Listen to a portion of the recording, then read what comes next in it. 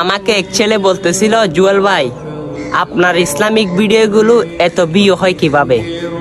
তখন আমি তাকে বলি, আরে ভাই, ছেলেরা গান বাজনা ছেড়ে দিয়ে ইসলামিক ভিডিও দেখে, সেটাই তো সব থেকে বড় আল্লাহর রহমত।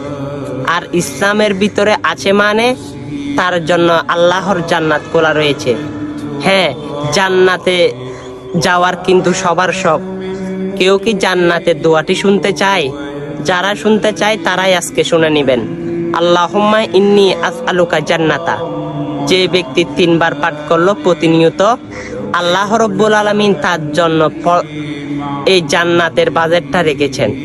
অবশ্যই আজকেও ওই ছেলেকে দেখাই দিবেন আপনারা। এই জান্নাতের দোয়াটিও মানুষের কাছে বেশি বেশি পৌঁছে, আর মানুষ বেশি বেশি শেয়ার করে, আর মানুষ বেশি বেশি শ্রবণ করে, আর ভিডিওটা মানুষের কাছে পৌঁছে।